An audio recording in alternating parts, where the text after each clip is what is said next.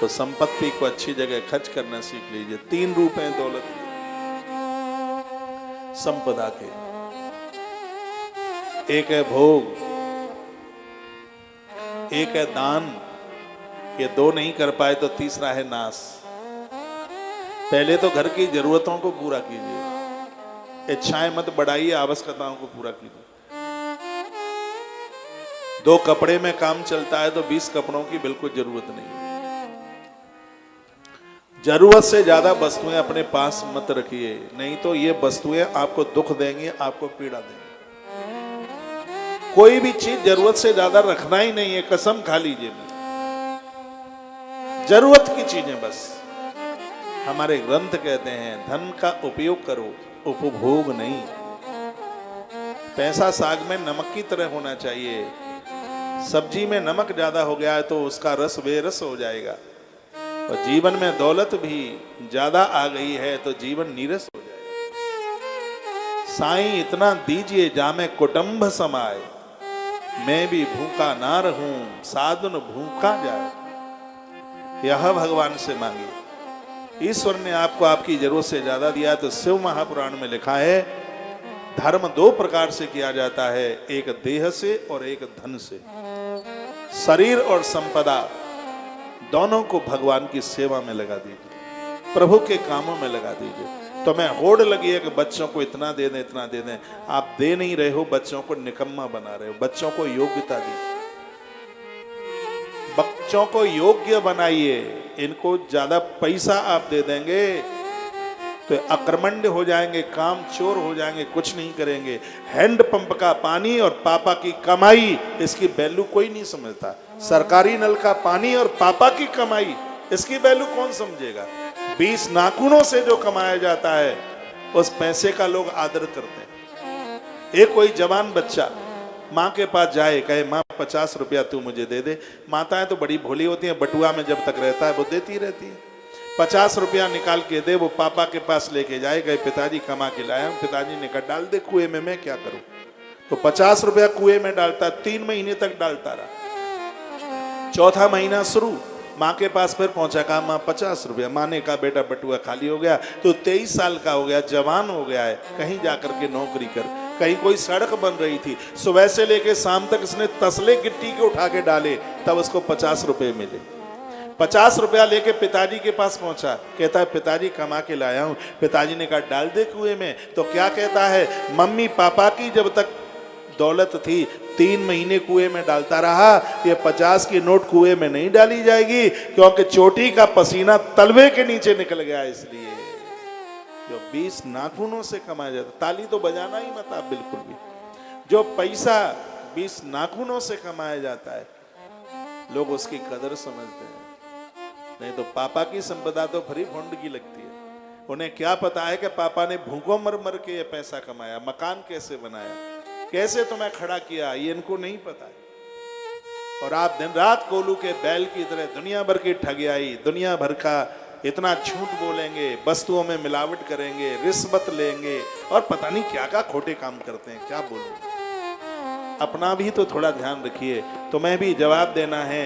वहां तो रिश्वत लेने वाला वकील भी नहीं मिलेगा, वहां कोई जज नहीं मिलेगा।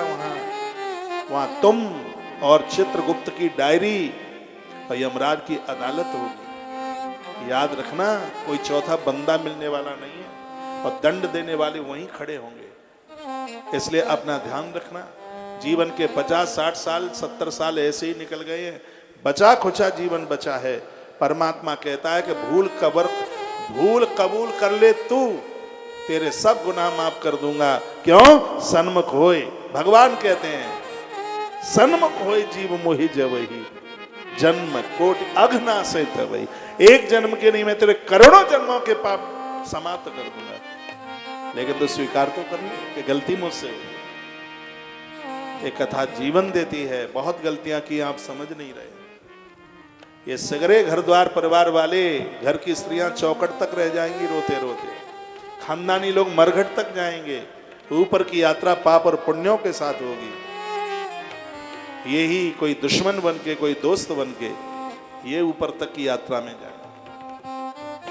मैं आपको उपदेश देने के लिए नहीं आया, और ना मेरे पास अधिकार है उपदेश देने का, मैं तो सिर्फ प्रार्थना, और मैं तो ऐसी ही जिंदगी जी रहा हूं। मेरी तो समझ में आ गया है कि मनुष्यता किस में है। मैं अपना कोई बड़ाई नहीं कर रहा हूं। भाग्यशाली हूं कि 24 घंटे में से 19 घंटे में परमार्थ का काम करता हूं। दुनियादारी से मुक्त हूं। मेरे पास अपने लिए, खानदान परिवार के लिए कोई काम नहीं, एकदम बिल्कुल फ्री। भाग्य है मेरा। मैं अपने मनुष्य जीवन के ऊपर गौरवान्वित होता हूं। मुझे गर्व होता है अपनी जिंदगी के ऊपर।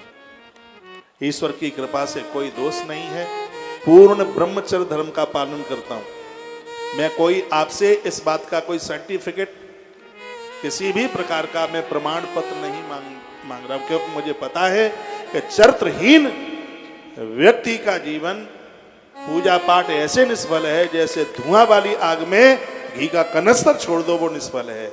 ऐसे ही चरित्रवान बनिए, क्योंकि लंका को हनुमान जी ने नहीं, लंका को हनुमंत लाल जी के ब्रह्मचर्य ने जला करके राख कर दिया। चरित्रहीन का मुख देखने से तो पुण्य हमारे क्षीण हो जाते हैं। राम कथा तो यही सिखाती है। बदलिए, अपने आप का परिवर्तन कीजिए, समर्पित भाव से जिंदगी जीना। किसी के साथ ऐसा व्यवहार कभी भी मत करना जो व्यवहार स्वयं को पसंद ना हो। आपके पास आपकी जरूरत से 2 पैसे ज्यादा हैं, वो अच्छे काम में लगाने के लिए। गोस्वामी जी बड़ी सुंदर चौपाई महाराज दशरथ के लिए लिखते हैं। राजा ने अपना सर्वस्व लुटा दिया। सर्व सदा दीन सब का, और हाथ आगे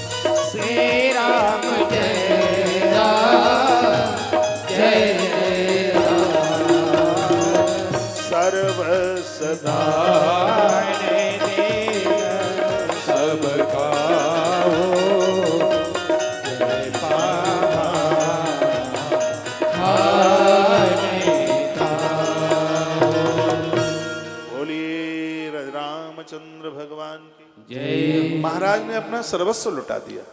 यह आनंद की बात थी। जिसको मिला उसने अपने पास नहीं रखा, उसने आगे बांटा।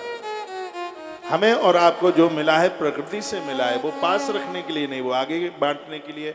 इसका एक अर्थ तो ये है, लेकिन हमारे पूज्य संत जन इसका और एक अर्थ निकालते हैं। कहते हैं कि जिंदगी का सर्वस्व भगवान होता है।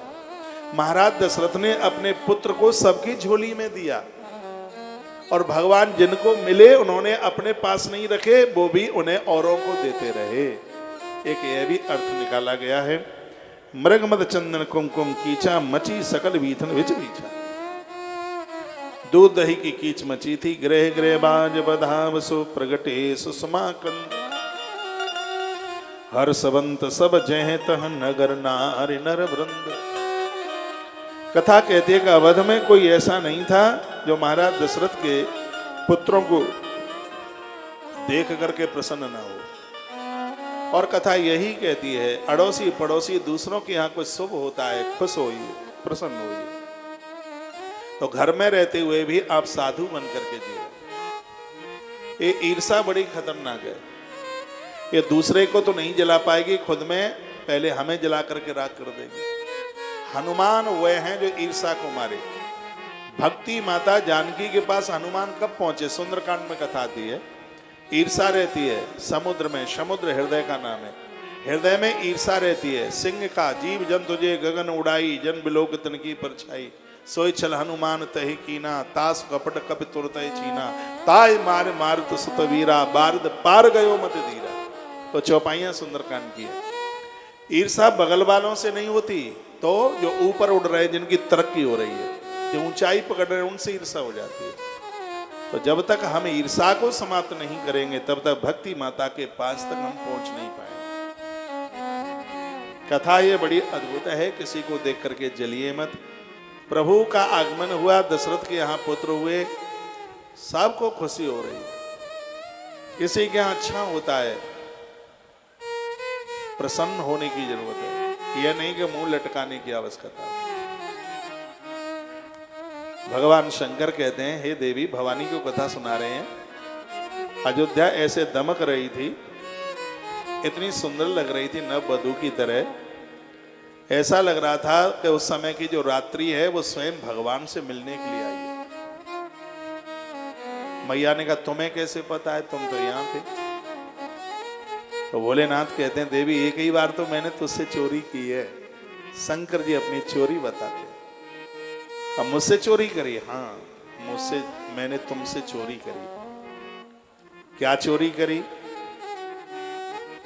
भगवान बता रहे, अपनी चोरी बता दें अगर ना देखो।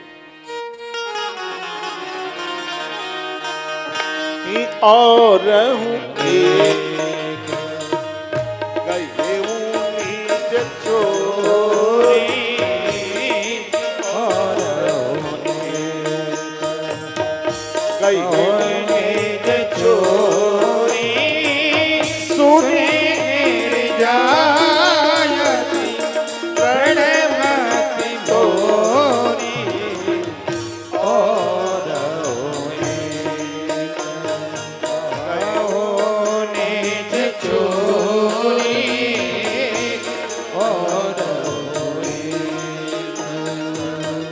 एक बार दोनों हाथ ऊपर।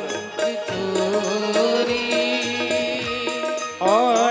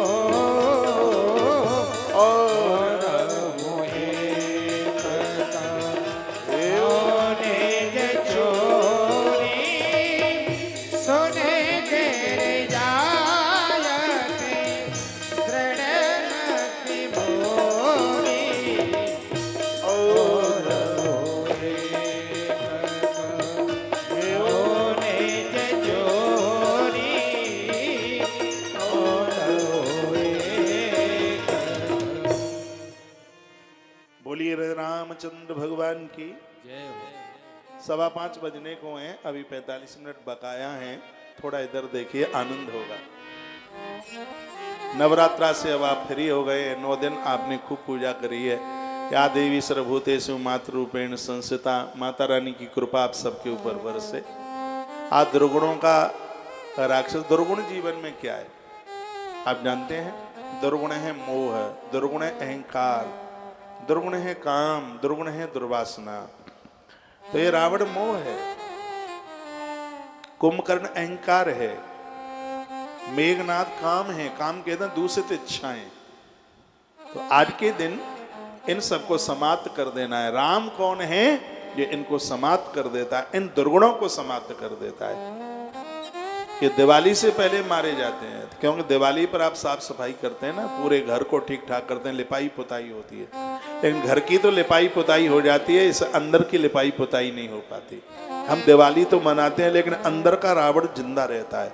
बाहर का रावण तो मर जाता है, अंदर का जिंदा रहता है। अंदर का मेघनाथ जिंदा रहता है, अंदर का कुंभकर्ण जिंदा रहता है। ये दिवाली आवे, राम जी अवध में पहुंचे, दिए जले, उससे पहले मोह के रावण को, अहंकार के कुंभकर्ण को, और दूषित इच्छाओं के, दूषित इस काम के मेघनाद को आप सद्गुणों की आग के द्वारा भस्मीभूत कर दो। आनंद हो।